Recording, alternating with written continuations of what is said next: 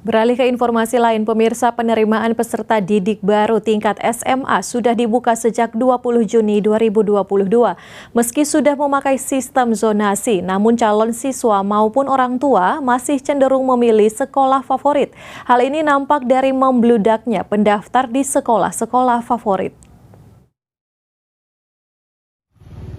Proses pendaftaran peserta didik baru tingkat SMA di Sulawesi Utara sudah dimulai sejak 20 Juni lalu.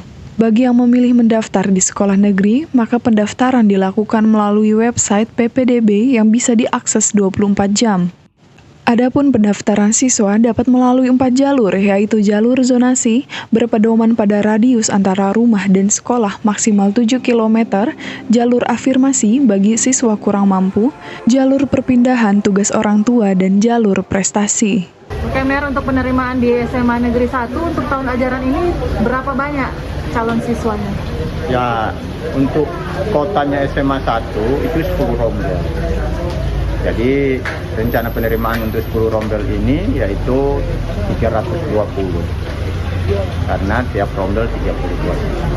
Itu jalurnya lewat jalur apa saja? Ya, itu ada 4 jalur. Yang pertama jalur zonasi 50%, kemudian jalur prestasi 30%, jalur afirmasi 15%, dan jalur pindah orang tua dan anak guru 5%.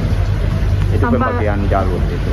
Sampai dengan hari ini sudah cukupkah kuotanya, sudah melebihi atau bagaimana? Sampai hari ini sudah melebihi kuota. Jadi sudah ada yang mungkin dalam perancingan, sudah ada yang tata luar tadi. Nah, kalau sudah melebihi kuota begitu bagaimana? Apa yang lain disarankan untuk kalau pindah? Melebihan kuota itu dia masuk ke pilihan kedua, sekolah pilihan kedua. Pertanggal 27 Juni pukul 15.00, pendaftaran di SMA Negeri 1 Manado sudah mencapai 1.395 orang.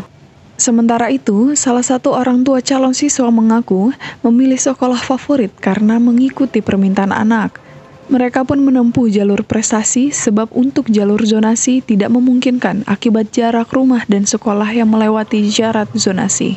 Bu Yanti, kenapa memilih SMA 1 untuk sekolah anaknya? Karena SMA 1 selama ini yang didengar sekolah yang berprestasi, sekolah yang unggul, makanya anak saya lebih suka sekolah di SMA Negeri 1 Manado. Walaupun kalau lewat jalur zonasi harusnya tidak masuk zonasi, tapi mengapa memilih sekolah ini? Iya, kalau lewat jalur zonasi memang tidak masuk karena jaraknya sangat jauh, makanya berusaha untuk masuk lewat jalur prestasi. Mumpung anak lumayan ada nilai-nilai plusnya, makanya mencoba untuk lewat jalur prestasi. Ia pun berharap pemerintah dapat segera merealisasikan pemerataan kualitas pendidikan agar anak-anak bisa bersekolah tak jauh dari rumah. Diketahui, sistem zonasi sudah diberlakukan sejak tahun 2017 silam, namun hingga kini label sekolah favorit masih susah untuk diabaikan oleh calon siswa maupun orang tua.